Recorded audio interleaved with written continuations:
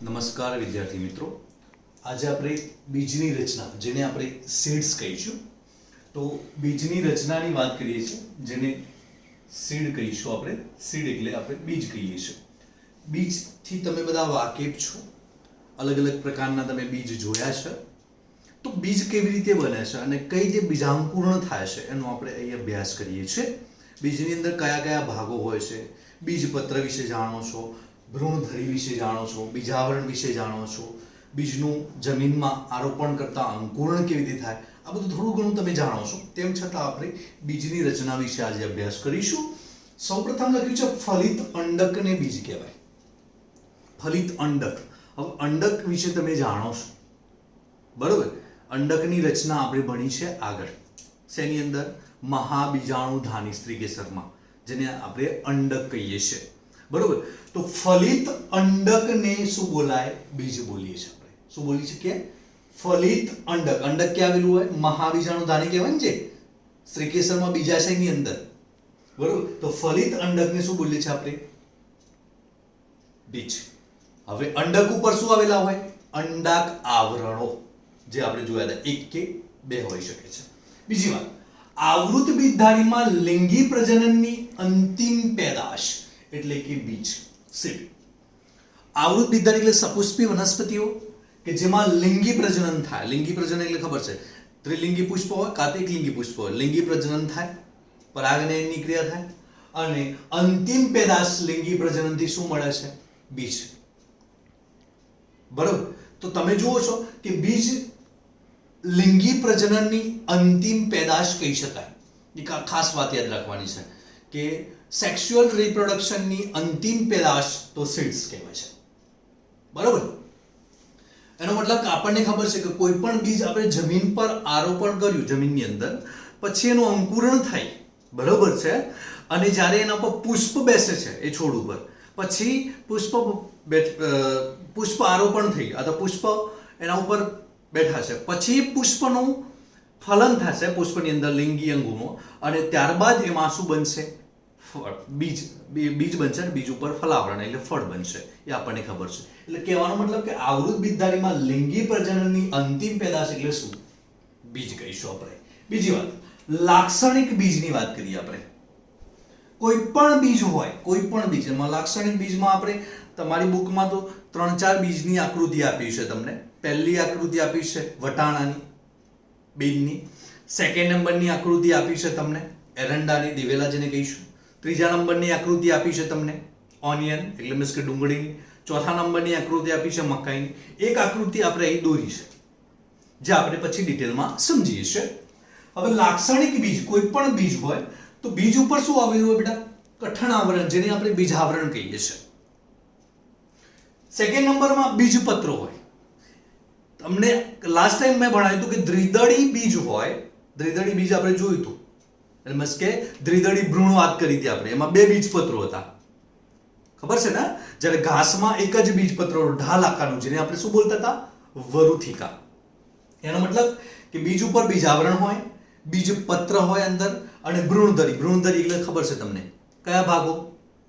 ભ્રૂણાગ્ર અને ભ્રૂણમૂળ વાળા ભાગો. ભ્રૂણાગ્રને રક્ષણ આપતી રચનાને કહેવાય ભ્રૂણાગ્ર ચોલ. ભ્રૂણમૂળને રક્ષણ આપતી રચનાને કહેવાય ભ્રૂણમૂળ ચોલ. બરાબર. આવી રચનાઓ આપણે જોઈ છે. એટલે મીન્સ કે લાક્ષણિક બીજમાં 3: બીજાવરણ, બીજપત્ર અને ભ્રૂણધરી હોય, એટલે ધરાવે. લાક્ષણિક બીજ કોઈ બી હોય, એમાં 3 હોય. હવે ભ્રૂણના બીજપત્રો સરળ રચના ધરાવે. ભ્રૂણની અંદર જે બીજપત્રો હોય છે, તમને ખબર છે કાલે આપણે દ્વિદળીની વાત કરી તો 2 બીજપત્રો હતા. ઘાસમાં તો 1 બીજપત્ર હતું, બરોબર. તો બીજપત્રો જે છે એ કેવી હોય છે? એમની રચના સરળ હોય છે. જે આપણે બીજપત્રો આપણે ઓલરેડી આગળ જોઈ ચૂક્યા છે, અને આમાં પણ મેં બીજપત્ર બતાવેલું છે વરુથિકા વાળું. અને આગળ 3 આકૃતિઓ આપી છે, એમાં પણ બીજપત્ર. આકૃતિ ખાસ ધ્યાનમાં રાખશો મિત્રો. અહીં આપણે બધી આકૃતિ નથી ડ્રો કરી, પરંતુ આકૃતિ એ MCQ માટે ઇમ્પોર્ટન્ટ છે, એટલે દરેક આકૃતિ પરફેક્ટલી જોવાની રહેશે. હવે બીજી વાત, અનામત ખોરાકનો સંગ્રહ કરવાથી બીજ જાડું અને ફૂલેલું થાય છે. એનો મતલબ કે ખાસ કરીને સિમ્બિકુળની વનસ્પતિઓ. હવે સિમ્બિકુળની વનસ્પતિઓમાં અનામત જે ખોરાક છે એ જમા થાય એની અંદર, બીજમાં. અને જમા થવાથી બીજ કેવું બને? જાડું અને ફૂલેલું બને છે. બરોબર? આવું શેમાં થાય છે? સિંબી કુળની વનસ્પતિમાં. એનો મતલબ કે વધારાનો જથ્થો અંદર ચીલ લગ્ન રહે છે, એટલે જમા રહે છે, જેના કારણે બીજ કેવું બને છે? જાડું અને ફૂલેલું બને છે.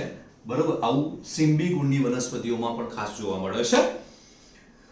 બીજી એક વાત કરતી કે બીજદેશીશ, જેને કહેવાય પેરિસ્પર્મ, કોને કહીશું? લખ્યું છે કે કેટલાક બીજમાં પ્રદેહનો ભાગ વપરાયા વગરનો ચીલ લગ્ન રહે છે. આવા સ્થાયી ચીલ લગ્ન પ્રદેહને શું બોલીએ છે? બીજદેશીશ. હવે આપણે પ્રદેશ યાદ કરીએ, જે અંડકમાં આપણે બતાવ્યો હતો, જે ખોરાક સંગ્રહિત પ્રદેશ છે ભ્રૂણપૂટની બાજુમાં. બરોબર? તો લખ્યું છે કેટલાક બીજમાં, ઘણા બીજ એવા છે, આપણને ઉદાહરણ આપ્યા છે કારા, મરી અને બીટ તમારી બુકમાં પણ. તો મરી અને બીટમાં કેવું હોય છે કે એ બીજમાં પ્રદેહનો ભાગ વપરાય તો નથી. એનો મતલબ કે એમાં ખોરાક સંગ્રહિત રહે જ છે. એનો મતલબ કે ખોરાક એના સાથે જોડાયેલો જ રહે છે બીજની અંદર. પ્રદેશ વપરાતો નથી. શેની અંદર? ખાસ કરીને મરી અને બીટમાં. અને જેના કારણે વપરાતો નથી એટલે કેવું રહે છે? ચીલ લગ્ન, એટલે અંદર જમા રહે છે. આવા સ્થાયી ચીલ લગ્ન પ્રદેહને, કે જે વપરાતો નથી એવા પ્રદેહને બીજદેશીશ કહેવાય. એનો મતલબ કે બીજની અંદર ખોરાક સંગ્રહિત પ્રદેહ હાજર છે, એમાંથી ખોરાક વપરાયો નથી. એનો મતલબ કે પ્રદેહના અંદરનો ભાગ વપરાયો નથી. આને શું બોલીશું? બીજદેશીશ. આવું શેમાં હોય છે? એનો મતલબ કે મરી કે બીટના બીજ હોય તો એની અંદર તમે પ્રદેશ વપરાયા વગરનો જોઈ શકો છો. આને કહીશું બીજદેશીશ. આગળ વાત કરીશું આપણે પુખ્ત બીજની.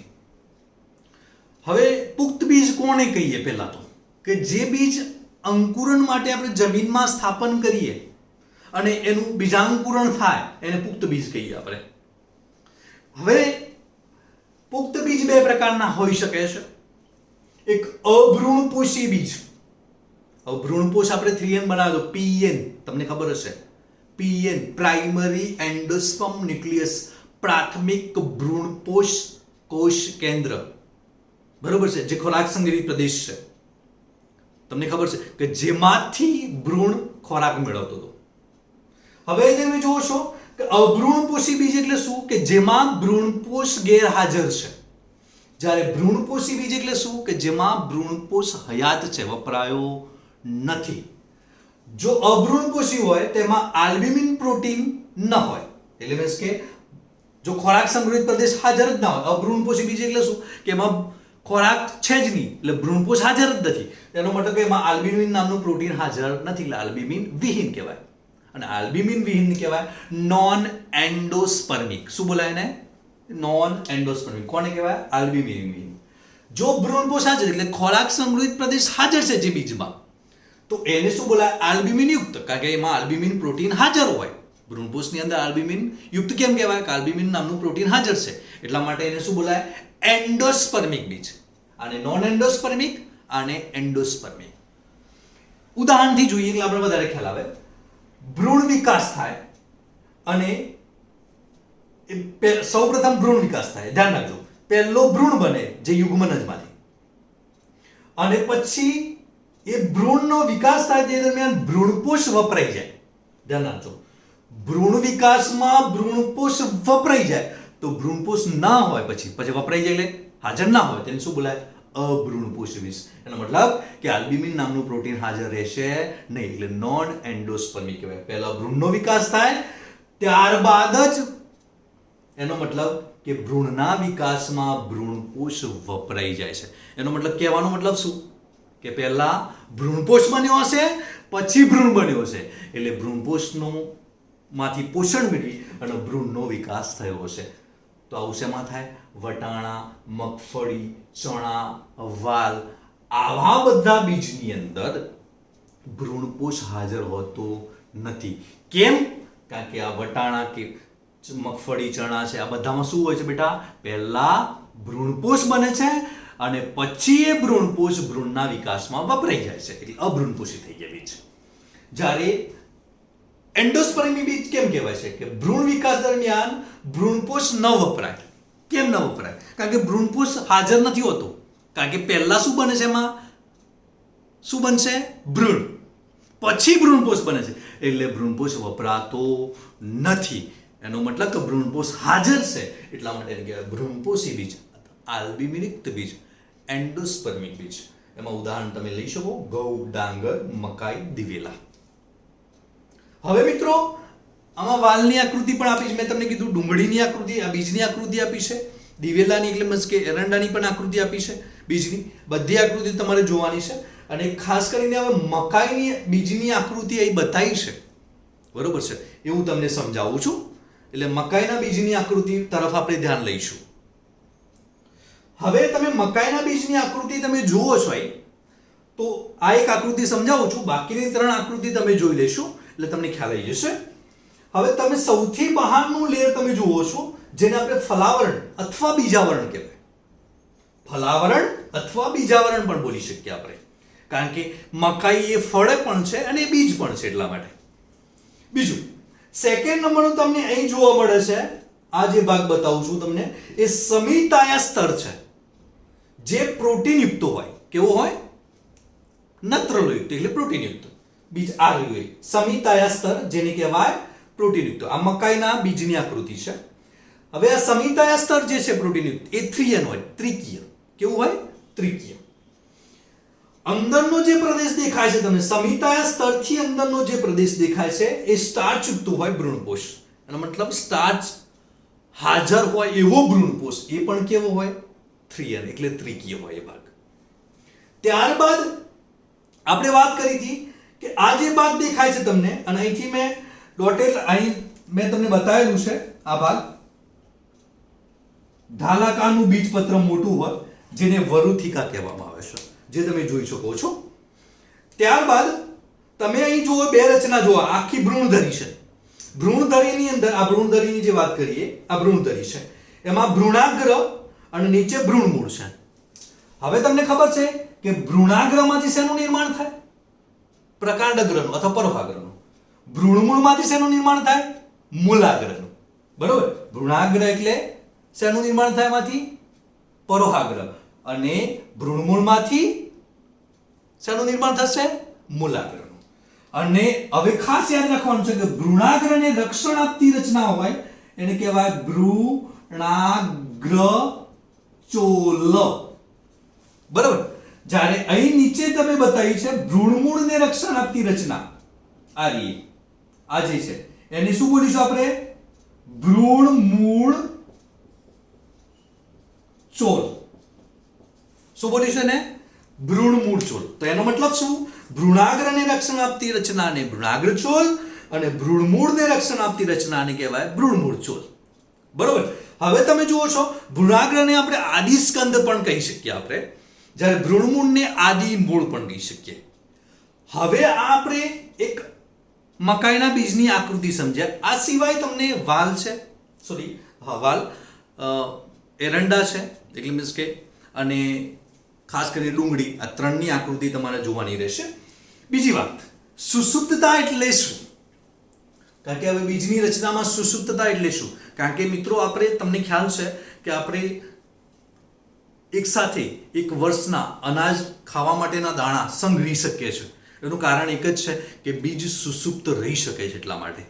તો એ ખાસ વાત કરીએ, તે પુખ્ત બીજમાં પાણી ઘટે અને કેટલું જૂજ પાણી રહે, 10 થી 15% જ પાણી બચ્યું રહે. ખાસ ધ્યાન રાખજો, પુખ્ત બીજમાં કોઈ બી આપણે ઘઉંનો બીજ ઘરે લાવીએ તો એ સુકાઈ જાય ઘઉં, પછી આપણે એને કાપણી કરીએ છીએ, કાપણી કર્યા પછી એને થ્રેશરમાં નીકાળી અને ઘરે લાવીએ છીએ એના દાણા.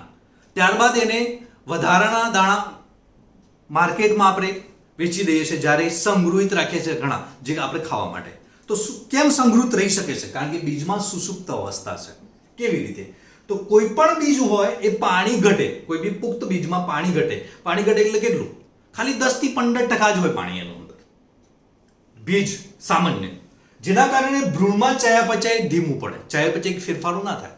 બીજની અંદર જે ભ્રૂણ હોય, પાણી ન હોય એટલે ચયાપચય ફેરફારો થાય નહીં. જ્યારે આપણે જમીનમાં નાખીએ બીજ, તો એને પાણી મળે એટલે એનામાં ચયાપચય ફેરફારો થાય છે, એટલે બીજાંકુરણ થાય છે. સમજણ પડે છે?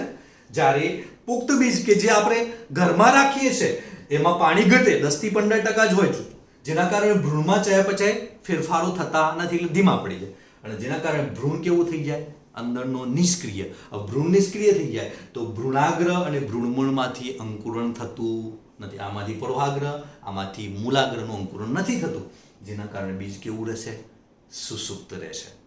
બરોબર? તો બીજ આ રીતે સુષુપ્ત રહે. પણ આપણે એવું મિત્રો જાણીએ છીએ સુષુપ્ત રહેલું બીજ આપણે સંગ્રહિત રાખીએ 1 વર્ષ કે 2 વર્ષ, પછી એને પાછા જમીનમાં આરોપણ કરીએ તો ફરતી અંકુરણ થઈ શકે છે. કેમ? કારણ કે આપણે ભણ્યા છે એ પ્રમાણે નીચે તમે જોજો કે આપણે જે અંડક ભણ્યા નીચે શું છે, અંડક છિદ્ર. જ્યારે બીજાવરણ આવી જાય ત્યારે બીજ છિદ્ર બની જાય છે. બરાબર? જ્યારે સંગૃહિત આવું સુષુપ્ત બીજ તમે જમીનમાં નાખો છો ત્યારે એ બીજ છિદ્રમાંથી પાણી અંદર જાય છે, અને અંદર જવાના કારણે ભ્રૂણધરીમાં ભ્રૂણાગ્ર અને ભ્રૂણમૂળ સક્રિય બને છે. એને ભેજ મળે, ઓક્સિજન મળે અને તાપમાન મળવાના કારણે ફરીથી એનું બીજાંકુરણ થઈ શકે છે. આવા ઉદાહરણ પણ છે. 10,000 વર્ષ 2,000 વર્ષ જૂના બીજ પણ આપણે ફરીથી અંકુરણ કરાવી શકીએ છીએ. બરોબર? હવે પછીનો આગળનો ટોપિક આપણે ભણીએ છીએ. મિત્રો, હવે ફળ નિર્માણ પહેલા થોડી ઘણી બીજની અન્ય માહિતી પણ આપણે લઈ લઈએ. આમ તો બીજની માહિતી આપણે મેં સંપૂર્ણ પૂરી કરી છે, પણ તેમ છતાં થોડી ઘણી બીજી અન્ય માહિતી પણ લઈ લઈએ. તો પહેલી માહિતી છે, પછી આપણે ફળ નિર્માણ જોયું છે. આવૃત બીજધારીમાં ફલન અને પરાગનયન પાણી પર આધારિત નથી. એનો મતલબ શું? કોઈ પણ સપુષ્પી વનસ્પતિઓમાં ફલન થાય આવૃત બીજધારીમાં અને પરાગનયન થાય એ પાણી પર આધારિત નથી, પરંતુ બીજ નિર્માણ જે થાય છે એ પાણી પર આધારિત છે. કેમ? કારણ કે બીજ નિર્માણ પાણી વગર થશે નહીં. આ ખાસ યાદ રાખવાનું કે આવૃત બીજધારીમાં ફલન અને પરાગનયન પાણી પર આધારિત નથી. એનો મતલબ કે એને પાણીની જરૂર નથી, પરંતુ બીજ નિર્માણ માટે પાણીની જરૂર છે આવૃત બીજધારી એટલે કે સપુષ્પીમાં. બીજી વાત, બીજ એ કૃષિનો પાયો છે. એટલો મતલબ કે ખેતીમાં બીજ વગર ખેતી શક્ય નથી. હે ને? બીજ વગર આપણે ખેતી કૃષિ કરી શકીએ નહીં ખેડૂતો. એનો મતલબ કે બીજ એ કૃષિનો પાયો છે. બીજી વાત, એક ઉદાહરણ આપીએ છીએ કે મેં તમને થોડી વાર પહેલા જ કીધું હતું, કેટલાક બીજ 10,000 વર્ષ જૂના છે, કેટલાક બીજ 2,000 વર્ષ જૂના. તેના ઉદાહરણ પણ લઈ લઈએ આપણે. લ્યુપાઇનસ આર્કિટિક્સ આ વનસ્પતિ છે, એનું બીજ છે જે આર્કટિક ટ્રુન પ્રદેશમાંથી મળી આવ્યું હતું 10,000 વર્ષ પહેલા. 10,000 વર્ષ જૂનું છે. આ ખાસ યાદ રાખવાનું છે એમસીક્યુ માટે. લ્યુપાઇનસ આર્કિટિક્સ નામનું વનસ્પતિનું બીજ આર્કટિક ટ્રુન પ્રદેશમાં 10,000 વર્ષ પહેલા એટલે અથવા તો 10,000 વર્ષ જૂનું બીજ મળી આવ્યું હતું. એ રીતે પુરાતત્વીય ઉત્ખનન અથવા ઉત્ખનન કહેવાય છે, જે મૃત દરિયા નજીક રાજન હેરોડ મહેલ છે ત્યાં ખજૂરીનું બીજ 2,000 વર્ષ જૂનું મળી આવ્યું હતું. ફરી એક વાર, પુરાતત્વીય ઉત્ખનન દરમિયાન મૃત દરિયા નજીક રાજન હેરોડ મહેલ છે ત્યાં ખજૂરીનું બીજ 2,000 વર્ષ જૂનું મળી આવ્યું. આ પુરાવા છે. બરોબર? એ સિવાય ફળમાં મોટી સંખ્યામાં બીજ હોય. તમે ઘણા ફળ જોયા છે કે જેમાં બીજ ઘણા બધા હોય. તો એવું શેમાં હોઈ શકે? તો આર્કેડમાં હોય. વડના ટેટા, તમે વડના ટેટા જોયો છે, એમાં નાના નાના ઘણા બધા બીજ હશે. એ રીતે ઓરોબેન્કી અને સ્ટ્રાઇગા આ પરોપજીવી વનસ્પતિઓ છે. ઓરોબેન્કી અને સ્ટ્રાઇગા આ બંનેમાં પણ ફળની અંદર મોટી સંખ્યામાં બીજ હોય છે. એટલે એવું પૂછાય કે ફળની અંદર મોટી સંખ્યામાં બીજ જોવા મળે તો આર્કિડમાં, વડના ટેટા, ઓરોબેન્કી અને સ્ટ્રાઇગા. પણ એવું પૂછાય કે ફળમાં મોટી સંખ્યામાં બીજ કઈ પરોપજીવી વનસ્પતિઓમાં જોવા મળે છે? ઓરોબેન્કી અને સ્ટ્રાઇગામાં. મિત્રો, આ ફળની આપણે બીજની થોડી ઘણી વાતો કરી. હવે ફળ નિર્માણની ખાસ વાતો કરીશું, એટલે આજનો ટોપિક આપણો પૂર્ણ થાય. ફળ નિર્માણ મેં લખ્યું છે કે ફળ એટલે તમે જાણો છો, તમે ફળ ઘણા બધા પ્રકારના જોયા હશે. હવે પહેલું, પરિપક્વતાએ આવૃત બીજધારીની વાત કરું છું કે પરિપક્વતાએ અંડક બીજમાં રૂપાંતર પામે અને બીજાશય ફળમાં રૂપાંતર થાય. એ તો તમને આગળ પણ વાત કરી, અંડક બીજમાં, બીજાશય ફળમાં. હવે લખ્યું છે કે ફલાવરણ કોને કહેવાય? ફળ ઉપરનું ફલાવરણ કોને કહેવાય? તો ફલનને પરિણામે, ફલન થઈ ગયું, પરિણામે બીજાશય ફળમાં રૂપાંતર પામે. અહીં લખ્યું છે એ પ્રમાણે અંડક બીજમાં, બીજાશય ફળમાં. બીજાશય ફળમાં રૂપાંતર પામે અને બીજાશયની દિવાલ ફળની દિવાલમાં વિકાસ પામે. ધ્યાન રાખવાનું, બીજાશય ફળમાં અને બીજાશયની દિવાલ ફળની દિવાલમાં રૂપાંતર પામે. આને શું બોલાય? ફલાવરણ. તો ધ્યાન રાખજો, ફળની જે બીજાશયની દિવાલ છે શેની દિવાલમાં રૂપાંતર પામે? ફળની દિવાલમાં, જેને ફ્રૂટ કહીએ છીએ એની દિવાલમાં રૂપાંતર પામે. એને શું બોલીશું? ફલાવરણ. ફલનના પરિણામે. આ ખાસ યાદ રાખવાનું છે. હવે ફળ નિર્માણની આટલી વાત કરી ચૂક્યા આપણે. ફલાવરણ ફરીથી એકવાર સમજાવીશ. ફલનને પરિણામે બીજાશય ફળમાં, ઓકે, એ આપણે એ લખ્યું છે પ્રમાણે આવૃત્તિ ધરીમાં, અને બીજાશયની દિવાલ, બીજાશય જે દિવાલ બની, બીજાશય ફળમાં બની ગયું, પણ બીજાશયની જે દિવાલ હતી એ ફળની દિવાલમાં રૂપાંતર પામે અથવા વિકાસ પામે, તો એને શું બોલીશું? ફલાવરણ. હવે ફળ સર્જનના આધારે ફળના કેટલાક પ્રકારો આપ્યા છે: સત્ય ફળ, કૂટ ફળ અને અફલિત ફળ, જેને પાર્થેનોકાર્પિક ફળ પણ કહેવામાં આવે છે. તો ટોટલ ફળ સર્જનના આધારે 3 પ્રકારો છે. પહેલું જોઈએ છે આપણે સત્ય ફળ કોને કહીશું? ફક્ત બીજાશયમાં વિકાસ પામતા ફળને. બીજાશય તમે જોયું છે, બીજની મીન્સ કે સ્ત્રીકેસરની અંદર સૌથી નીચે ફૂલેલો ભાગ જે છે બીજાશય, બરોબર, જેને અંડાશય કહેવાય છે. તો એ બીજાશયમાં વિકાસ પામતું ફળ હોય એને શું બોલાય? સત્ય ફળ. બાકીના પુષ્પીય ભાગો ખરી પડે એ ટાઈમે. પુષ્પીય ભાગો એટલે તમને ખબર છે, બાકીના પુષ્પીય ભાગો, પુષ્પના ભાગો જાણો છો, વજ્રપત્ર, દલપત્ર, પુંકેસર, બધું બરાબર. તો સત્ય ફળ કોને કહેવાય? બીજાશયમાં વિકાસ પામે. બીજાશય એટલે તમે જાણો છો, અને બાકીના એ ટાઈમે પુષ્પીય ભાગો ખરી પડે, આવા ફળને શું બોલાય? સત્ય ફળ. તો સત્ય ફળમાં 2 પ્રકારો પાડે છે, માંસલ ફળ અને શુષ્ક ફળ. જે ફળમાં ફલાવરણ માંસલ હોય એને શું બોલીશું? માંસલ ફળ. અને જે ફળમાં ફલાવરણ શુષ્ક હોય એને શુષ્ક ફળ કહીશું. તો ફલાવરણ માંસલ હોય એવું શેમાં હોય? તો કેરી. અત્યારે સિઝન આવી છે, તમે બધા જાણતા હશો, બરોબર. જામફળ અને નારંગી, આ બધામાં માંસલ ફળ કહેવાય, કારણ કે ફલાવરણ છે માંસલ હોય. જ્યારે આમાં શુષ્ક હોય ફલાવરણ મગફળી અને રાઈમાં, જેની અંદર ફલાવરણ શું હોય? શુષ્ક હોય. ચલો, આ સત્ય ફળની મિત્રો વાત કરીએ આપણે. કૂટ ફળ કોને કહેવાય? બીજાશય સિવાય પુષ્પના અન્ય ભાગમાંથી વિકાસ પામતું ફળ. આ સત્ય ફળ એટલે શું? બીજાશયમાંથી વિકાસ પામે અથવા બીજાશયની અંદર વિકાસ પામે, બીજાશય સિવાયના ભાગમાંથી વિકાસ પામે. હવે એવા કયા ભાગો? તો પુષ્પાસન છે, પુષ્પાક્ષ છે, એવા ભાગોમાંથી વિકાસ પામતા ફળને શું બોલાય? કૂટ ફળ. હવે એમાં ઉદાહરણ શું લખીશું? સફરજન, કાજુ, સ્ટ્રોબેરી, આ બધા ફળ આપણે જાણીએ છીએ. તો એ પુષ્પાક્ષ અથવા પુષ્પાસનમાંથી વિકાસ પામતા ફળો છે, એટલા માટે એને શું બોલાય? કૂટ ફળ.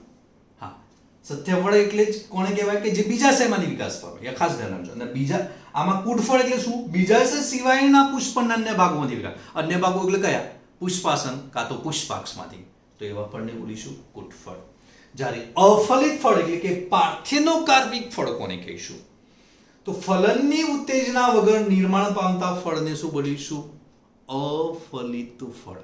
આ ધ્યાન રાખજો, ફલનની ઉત્તેજના વગર, મીન્સ કે ફલન જ ના થાય અને એ ફલન થયા વગર નિર્માણ પામતા ફળને શું બોલીશું? અફલિત ફળ. બરોબર. એટલે ફલનની ઉત્તેજના વગર નિર્માણ પામતા ફળને અફલિત ફળ કહીશું આપણે.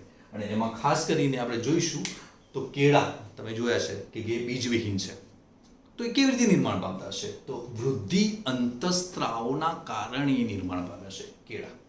આ ખાસ યાદ રાખવાનું છે.